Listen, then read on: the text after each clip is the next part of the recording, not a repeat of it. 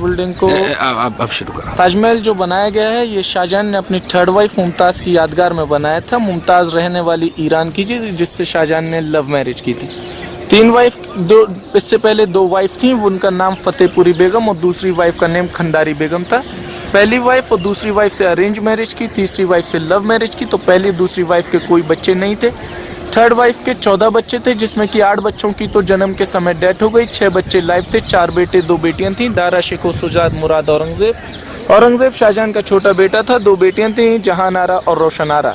ताजमहल ने जब ये बिल्डिंग, शाहजहां ने जब ये बिल्डिंग बनाई मुमताज़ की याद में, तो ताजमहल की वाइट बिल्डिंग को बनाने में 17 साल लगे और 5 साल के अंदर में यहाँ मस्जिद और गेस्ट हाउस बना के कंप्लीट किया गया। तो कंटिन्यू जब 22 ईयर्स 20,000 वर्कर्स ने ताजमहल की बिल्डिंग को बनाने में लगाए, तो 18,000 लेबर शाहजहां ने ईरान से बुलवाई, 2,000 लेबर ताजमहल को बनाने के लिए इंडिया से आई। ये जो देखे मस्जिद है, मस्जिद को बनाया गया है वेस्ट साइड में, और इसी तरीके की दूसरी बिल्डिंग ईस्ट साइड में बनाई गई है, उसको गेस्ट हाउस कहते हैं, जमान खाना। दोनों बिल्डिंग्स को देखने पर एक जैसी बनाई गई हैं। मुस्लिम हो चाहे हिंदू हो, इसको देखने में बहुत कंफ्यूज हो जाता है कि मस्जिद कौन सी है, गेस्ट हाउस कौन सा है। इजी सॉल्यूशन ये होता है कि मस्जिद को हमेशा वेस्ट साइड में बनाया जाता है, एशियाई कंट्री के अंदर में।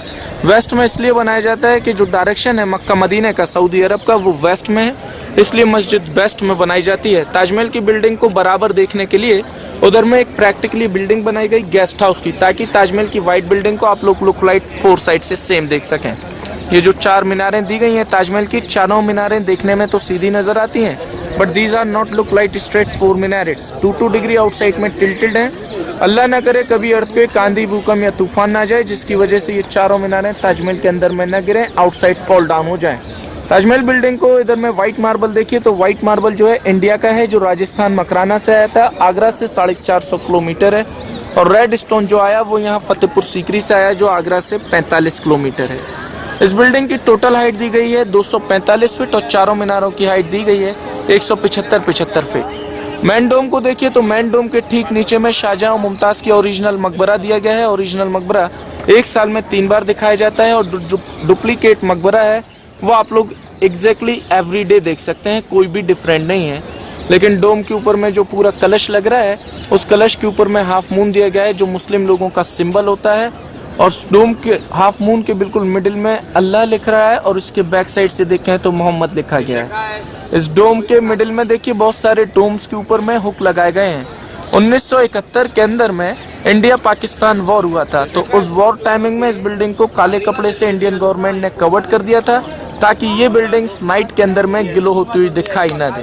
क्योंकि इस बिल्डिंग की तीसरी खूबसूरती ये है कि ताजमहल में कोई आर्टिफिशियल इलेक्ट्रिसिटी बल्ब आज भी नहीं है। ये बिल्डिंग आज भी नेचुरल ग्लो करती है, जैसे कि डायमंड की तरह से होता है। और बाकी जो सारे जैम्स स्टोन लगाए गए हैं ये मून लाइट में ग्लो करते हैं, जिस दिन 14वीं का चांद होता है। ये फ्रंट जो आयतें लिखी है। बाकी जो मेन गेट के ऊपर में कुरान शरीफ की आयतें लिखी हुई हैं, तो सबसे पहले गेट के अंदर से जो शाही दरवाजा है वहाँ से आते हैं, वहाँ सूरत फज्र, और सूरत फज्र के बाद सूरत शम्स, वो बाकी वाइट ताजमहल की बिल्डिंग पे टोटल सूरत यासीन लिखी गई है। कुरान शरीफ का मेन चैप्टर है, हार्ट ऑफ द कुरान, जो ताजमहल के अंदर में चारों तरफ लिखा गया है। ये राइटिंग नहीं है, पेंट नहीं है, मार्बल के अंदर स्टोन को इनलेट किया गया है। तो ये जितनी भी आर्ट यूज़ की गई है ये सब पर्शियन आर्ट है। पर्शियन आर्ट इसलिए यूज़ की गई है क्योंकि 18,000 जो लेबर ताजमहल को बनाने आई थी वो पर्शियन थी। तो पर्शियन लोगों ने इस सारी क्राफ्ट को, इस सारी आर्ट को अपने हाथों से बना के तैयार किया है।